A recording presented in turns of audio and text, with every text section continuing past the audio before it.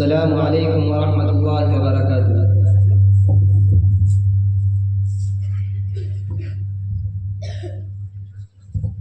نحمدك الله ونشكرك إذ هديتنا للإيمان وأكرمتنا بنعمة الإسلام، وأشهد أن لا إله إلا الله وأشهد أن محمدا عبده ورسوله۔ اللهم صل وسلم على نبيك محمد وعلى آله وصحبه أجمعين، أما بعد، فأعوذ بالله من الشيطان الرجيم، بسم الله الرحمن الرحيم۔ يريدون ليطفئوا نور الله بأفواههم والله متم نوره ولو كره الكافرون۔ صدق الله العظيم۔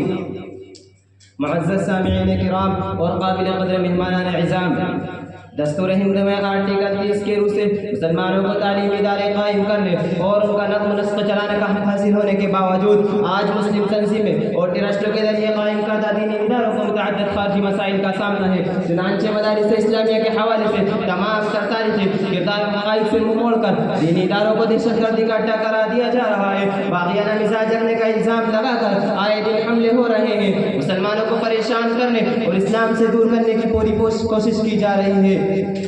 معمولی باتوں کا ہوا بنا کر میڈیا کے توسط سے دنیا کے سامنے پیش کیا جا رہا ہے۔ عربی مدارس کو بند کرنے اور ان پر قبضہ کرنے کا بہانہ تلاش کیا جا رہا ہے۔ مدارس اسلامیہ جو ملک کے لیے سالمیت اور قومی یکجہتی کی پہچان ہے، انہیں ملک کے لیے خطرہ بتایا جا رہا ہے۔ ملک کے غداروں سے پوچھنا چاہتا ہوں کہ تعلیم کا بھگوکرن کرنے کی ناپاک کوشش، وشو ہند پریشد کی سرگرمیاں، بجرنگ دل کا 30 لاکھ کے مسلموں کو اسلحے کی تربیت دینے کا ناپاک منصوبہ، مثالی ملک پر ہندو تھوپنے کا مظلوم عزم اور شیو سینا کے گنڈوں اور رہزنوں کی ہر قسم کی دہشت گردی، یہ ملک کی سالمیت اور قومی یکجہتی کی کوشش ہے۔ مراد آباد میں اقلیتوں کا بھائیوانہ قتل کرنے والے کون تھے؟ سرزمین کانپور میں آغا خون کی ہولی کھیلنے والے کون تھے؟ متھرا میں اقلیتی افراد کی لاشوں کو جلانے والے کون تھے؟ احمد آباد میں ہزاروں نوجوان بوڑھے اور معصوم بچے تک کو موت کی دن سلانے والے کون تھے؟ کیا ملت کے غمخوار تھے؟ ملک کے وفادار تھے؟ نہیں، ہرگز نہیں، بلکہ ملک میں فرقہ وارانہ فساد بھڑکانے والے اور قومی یکجہتی کو مجروح کرنے والے افراد تھے۔ مدارس اسلامیہ جو ملک کے لیے سالمیت اور قومی یکجہتی کی پہچان ہے، انہیں ملک کے لیے خطرہ بتایا جا رہا ہے۔ یہ ملکوں کی بدنصیبی ہے کہ آج مدارس اسلامیہ کو قومی اور ملی سالمیت کے لیے خطرہ تصور کیا جا رہا ہے، ورنہ یہی وہ مدارس ہے جنہوں نے باہمی یکجہتی اور ہم آہنگی کے فروغ میں اپنی خدمات اور کارناموں کے گہرے نقوط ثبت کیے ہیں اور ملکوں کو اپنا امان اور صلح و عشق کے معمار فراہم کیے ہیں۔ انہی مدارس اسلامیہ نے امام انقلاب حضرت مولانا شاہ ولی اللہ صاحب محدث حضرت مولانا شاہ عبدالعزیز، شہید بالاکوٹ حضرت مولانا سید حسین، سید الطائفہ حضرت حاجی نواز اللہ مہاجر مکی، امام ربانی حضرت مولانا راشد احمد گنگوہی، قاسم العلوم حضرت مولانا محمد قاسم نانوتوی، بدل حریت حضرت شیخ الہند مولانا محمود حسن دیوبندی، زعیم خلافت حضرت مولانا عظیم مجاہد آزادی سید منت اللہ صاحب رحمانی، شاعر انقلاب حضرت مولانا حسن موانی، مجاہد جلیل حضرت شیخ الاسلام مولانا سید حسین احمد منی نور اللہ مرقدہم، جو ملت اسلامیہ ہند کے آبرو، سمائے وطن کے، آفتاب و مہتاب کے اور جہاد ازلی کے قافلہ سالار تھے، ان سب کی ساخت و پرداخت کہاں سے ہوئی؟ ان میں شوق جہاد، جوش انقلاب اور آزادی وطن کے لیے جان ساری کا جذبہ کس نے پیدا کیا؟ یہ نہیں مدارس اسلامیہ اور ان سے متعلق علماء کرام کا تو فیض ہے۔ لیکن افسوس کے مدارس جو امن کا گہوارہ، علم آگاہی کا مینارہ اور جمہوری روایت اور آہنگی و یکجہتی کے حوالے سے تاریخ عظیم سے پارا ہے، دشمنان اسلام ملکوں کی بستہ طاقتوں کے آنکھ میں بری طرح کھڑک رہے ہیں۔ حکومت کے زیر سایہ مدارس و مکاتب میں ہندو دھرم کے خلاف ساری سرزنی کا پروپیگنڈا کیا جا رہا ہے، اور کبھی مرلی منور جوشی سے سبھی مار ذہن انسان مدارس و مکاتب کے نظام کے خلاف فائزنی کرتا دکھائی دیتا ہے، تو کبھی مدارس کو ایک ایک شکنجے میں کسا جا رہا ہے مدارس کے خلاف تو کبھی یہ کہہ کر مدارس کو شکنجے میں کسا جا رہا ہے کہ وشو ہند پریشد مدارس کے خلاف خود کارروائی کرے گی، اور کبھی یہ کرنے کو UK کا ابھارا جا رہا ہے کہ مدارس کی تعداد میں اضافہ ہندوستان میں اسلامی کرام کا حصہ ہے۔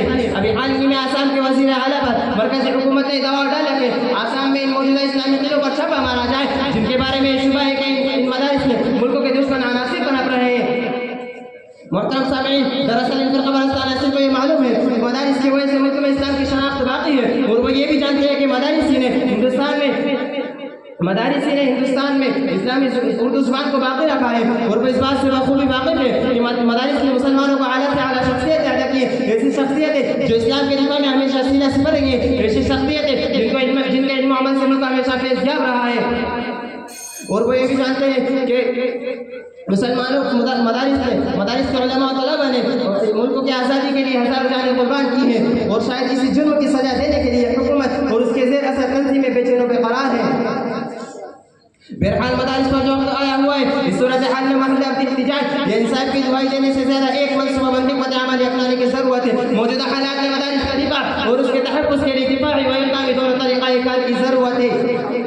اس لیے اگر تم مدارس کا تحفظ چاہتے ہو تو بہم چھوٹے موٹے گروہ اختلافات مٹانے ہوں گے، ایک پلیٹ فارم پر آ کر اتحاد و یکجہتی کا مظاہرہ کرنا ہوگا۔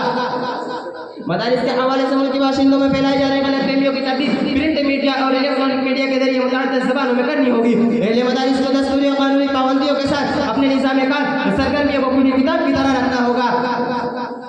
مدارس کی تقریبات اور اجتماعات میں غیر مسلم رہنماؤں کو وقتاً فوقتاً مدعو کرنا ہوگا۔ اس وقت ہر محل پر مدارس اسلامیہ کو حکومت کے شکنجے میں کرنے کی گہری سازش ہو رہی ہے۔ اس سازش کو توڑنے کے لیے اگر دینی مدارس آج بھی متحد نہ ہوئے تو صالح شاید کو کوئی دوسرا موقع نہ دے۔ بس انہی چند باتوں پہ میں اپنی تقریر کو شعر کے ساتھ ختم کرتا ہوں۔ مبارک ہو تجھ کو حکمرانی، مخالفت بھی ہم نہ کریں گے۔ مبارک ہو تجھ کو حکمرانی، مخالفت بھی ہم نہ کریں گے۔ اگر شریعت پر ہاتھ ڈالا تو نہ تم رہو گے نہ ہم رہیں گے۔ وآخر دعوانا الحمدللہ رب العالمین۔ ماشاء اللہ۔